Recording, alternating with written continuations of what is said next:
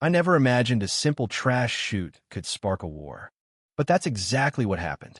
What began as petty HOA nitpicking escalated into deliberate vandalism, forged violation notices, illegal redirection of stormwater and wastewater straight onto our property, financial embezzlement, and a calculated effort to make life so miserable for me and my father that we'd sell and leave. They underestimated me. Badly. My name is Jack Harlan. For 32 years, I worked as a senior environmental compliance investigator for the state of North Carolina, tracking illegal discharges, falsified permits, hidden dump sites along the Catawba River Basin and beyond. I retired early because the job wore me down, bad back from too many field days, a marriage that didn't survive the long hours, and a growing cynicism about human nature. But those years taught me one unbreakable rule: document everything. Always. Because the truth doesn't speak for itself unless you give it a voice. We lived on just under 2 acres in a peaceful pocket of Mecklenburg County, outside Charlotte. Rolling hills, mature pines, a clear view of the lake if you climbed the back fence. Frank, my father, and I bought the place in the late 90s, long before the developers turned the surrounding farmland into Maple Ridge Estates. The HOA formed years later. We never signed anything. We never voted. Yet one day a letter arrived informing us we were now subject to their covenants, conditions, and restrictions. The map showed our lot swallowed into their boundaries. I shrugged it off at first. Live and let live. Then Frank's Parkinson's worsened. He could no longer safely navigate the steep, often icy driveway to wheel the trash bin to the curb on collection day. I designed and built a custom ADA-compliant trash chute. Heavy-gauge steel rail, gentle slope, weather-sealed locking bin at street level, raccoon-proof latches, county building permit in hand. It worked perfectly. Frank could roll his walker to the back door, drop the bag, and be done. Dignity preserved. Linda Whitaker, Maple Ridge HOA president, saw an abomination. Blonde helmet hair, perpetual pastel cardigan, clipboard glued to her hand. She viewed our chute as curb clutter that offended community aesthetics and lowered property values. 3 times in 8 weeks the chute was deliberately knocked over. Wheels cracked. Lid twisted. Once the entire rail was bent like a pretzel. The final incident. I reviewed grainy footage from an old trail Kim I'd left aimed at the deer path.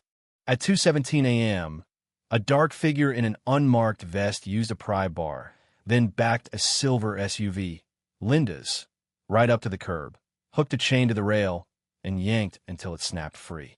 A fresh violation notice was zip-tied to what remained. Bright yellow paper, bold print, $100 daily fine accruing. Frank saw me staring at the wreckage from the porch. He was wrapped in his old Navy cardigan, oxygen cannula tucked behind his ears. Again, he asked in that soft, trembling voice. Yeah, I said. Again. He looked out the pines for a long moment. People used to help each other. Now, they just find each other. I didn't sleep much that night. The official notices started arriving like clockwork. Plastic-sleeved warnings citing non-existent sections of the bylaws. Non-conforming receptacle. Visual disharmony. Failure to maintain uniform curb appeal.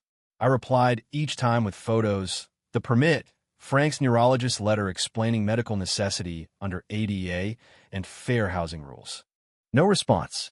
Only more notices, escalating threats of liens, forced removal, even towing at our expense. I went to the HOA office, a double-wide trailer beside the half-finished pool cabana. Linda sat behind a desk stacked with color-coded folders. I laid everything out methodically. She scanned the papers without touching them. Mr. Harlan, the board has spoken. Harmony is non-negotiable. Your device is visible from the street. It affects the entire neighborhood's curb appeal. Harmony, I repeated. And what about my father's safety? She offered the tightest of smiles. I'm sure you'll find a solution that works for everyone. I left. The next morning the rail was cut clean through with bolt cutters. Someone had been careful enough to wear gloves, no fingerprints. But the camera in the birdhouse feeder caught the maintenance truck idling nearby at 3:04 a.m. That was the turning point. I installed more cameras, 4 high-resolution units with night vision, motion triggers, cloud backup, local RAID storage. One disguised as a garden stake, another in a fake rock, two mounted under eaves. I wasn't paranoid. I was prepared. Then the flooding started. After the next big rain, water no longer flowed toward the HOA's retention basin. It curved sharply, pooling against our foundation, creeping into the crawl space, soaking the dirt floor under Frank's bedroom wing. I walked the property line with a fiberglass probe. The soil was saturated in a perfect line, leading straight from a new cul-de-sac inlet. Someone had installed an unpermitted subdrain pipe beneath the HOA road and angled it to discharge onto our land. No easement recorded. No county stormwater permit.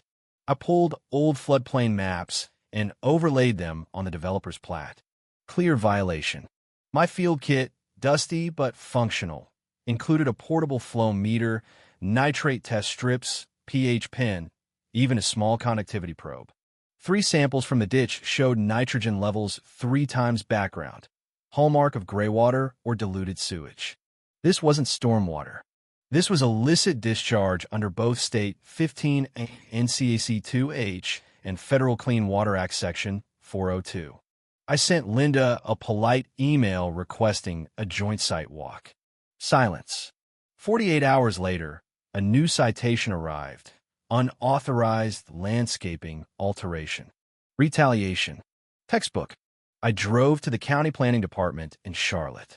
No record of any drainage modification permit for Maple Ridge Phase 3 since final plat approval. Then I pulled the HOA's public financial disclosures, required by state law. Buried in the May board minutes, $7,800, Phase 3 drainage optimization, awarded to Riverbend Site Works. The same company whose white van I'd caught on camera at 4:12 a.m. using an auger to clear the buried line. I started a proper file, Maple Ridge Drainage and Harassment, Case 001. Chronological timeline. Geotagged photos. Video clips. Water quality lab printouts. Budget excerpts. Every fake notice scanned with metadata preserved. They kept pushing. Rear gate lock cut with heavy bolt cutters. Tire tracks from a dump truck across our back 40. Construction debris, shingles, broken concrete, grass clippings, dumped within 10 feet of the discharge pipe. Tracer dye poured into their system one night. For hours later, our front yard glowed fluorescent green under blacklight. I collected samples, logged chain of custody. Then they crossed the line no one comes back from. One Tuesday morning, I walked out to find the trash chute gone. Not tipped, not broken, completely removed, bolts backed out, concrete base scrubbed clean, no damage to surrounding soil. A red tag nailed to the pine trunk. Non-compliant structure removed per board directive. Executive Clause 9A. No such clause existed. That night, a thunderstorm rolled through. The illegal pipe, now unrestricted, surged. Water roared into the crawl space, up through floor vents, into the hallway where Frank slept on an elevated hospital bed. Mold bloomed within hours. The smell hit like bleach and rot combined. Frank woke coughing, violent, wet spasms. His oxygen sats dropped to 88. We spent the night in the ER. Chest x-ray showed bilateral infiltrates. The pulmonologist was blunt. Chemical pneumonitis, likely from contaminated water vapor. His Parkinson's already compromises his lungs. Another exposure like this, and we're talking ICU or worse. I sat in the plastic chair beside his bed, watching the 4 drip, and felt something cold and final settle in my chest. This wasn't about aesthetics anymore. This was endangerment of a vulnerable adult. I called the cavalry. First, Mecklenburg County Environmental Health. Full report with samples and GPS coordinates. Second, North Carolina Adult Protective Services. Immediate elder endangerment complaint. Third, EPA Region 4 Emergency Response. Faxed the entire binder overnight, referencing my old investigator certification number. By noon, 2 county inspectors and an EPA field agent were in my driveway. They suited up, crawled under the house, took coarse samples from the saturated soil, photographed the pipe outlet, collected bags of HOA debris. One inspector looked at the trench and said quietly, This is textbook unpermitted point source discharge. Federal felony territory. Sarah Bennett, my attorney, a sharp former prosecutor I'd known from a joint task force 20 years earlier, filed emergency motions that week, temporary restraining order against further HOA work near our property line, preliminary injunction under ADA/fair housing for discriminatory removal of necessary accommodation, civil trespass, nuisance, and, after forensic accountant Daniel Voss ran the numbers, state civil RICO claims for pattern of fraud and extortion via fake fines. Daniel found over $58,000 in questionable payments to Riverbend Siteworks, company registered to Linda's brother-in-law. Duplicate invoices. No competitive bids. HOA credit card charges for Charlotte Hornets tickets, spa weekends, even a new roof on Linda's personal home labeled Community Beautification. I posted once on the resident forum, calm, factual, fellow neighbors. Our dues funded unpermitted drainage work that flooded my property and endangered my disabled father. Fake citations were issued using invented bylaw sections. I've shared evidence with county, state, and federal authorities. The next board meeting is Thursday. Come with questions. The meeting room overflowed, 60-plus residents, standing room only. Linda opened with her usual polished script. Community pride, minor improvements, unfortunate misunderstandings. I stood. Since you named me, may I respond? She hesitated. The room waited. I connected my laptop to the projector. Drone footage played first. Nighttime workers trenching near our fence line. Then audio, board member Greg Dalton saying, "Just keep redirecting it. The old guy won't fight forever." Chat screenshots. Split the invoice 3 ways. Harlan's too tired to notice. EPA preliminary violation notice. The room went from murmurs to stunned silence.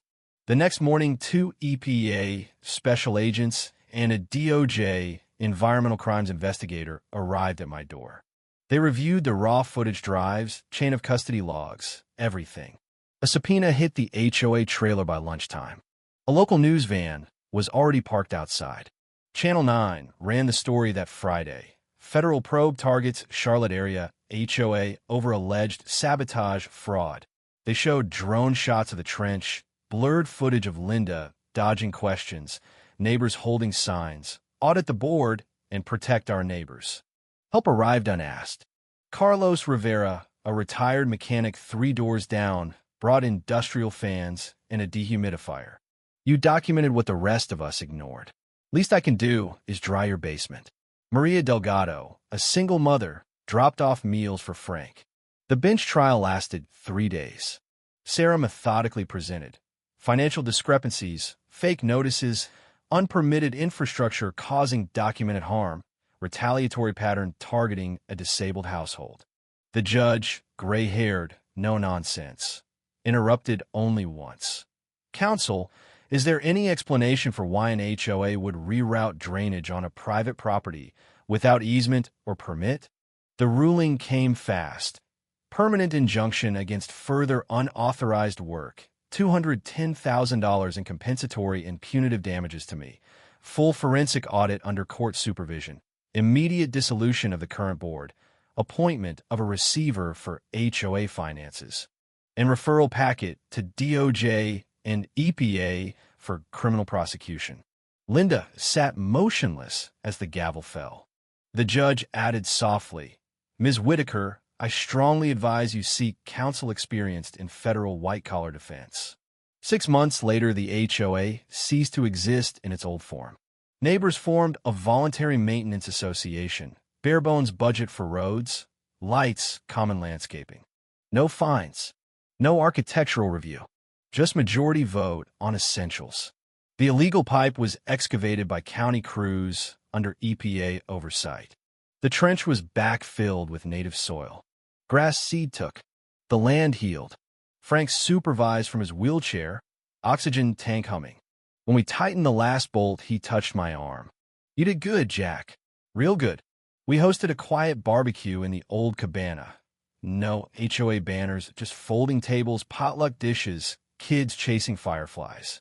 Maria came over during cleanup. I stayed quiet too long. Watch them target you and Frank. Thought if it happened to a guy like you, what chance did I have? You proved we all have a chance if we stand together. The last camera came down from the old birdhouse mount. I left the empty housing. Maybe bluebirds will move in come spring. Frank and I spend most evenings on the porch now. He sips chamomile from his favorite chipped mug. The air smells of pine and cut grass instead of mildew. The nights are still. The fight is over. The liars lost. The truth won. And we still have our home. If this story resonated with you, I'd like to hear your thoughts in the comments. Have you ever faced an HOA or any group that abused its power? How far is too far when defending your home and family? Is quiet compliance ever the better path, or does standing up, however messy, become a moral necessity? Drop your experiences below, especially if you've dealt with bullying, injustice, or overreach in your own neighborhood. Your perspective matters. Let's keep the conversation going.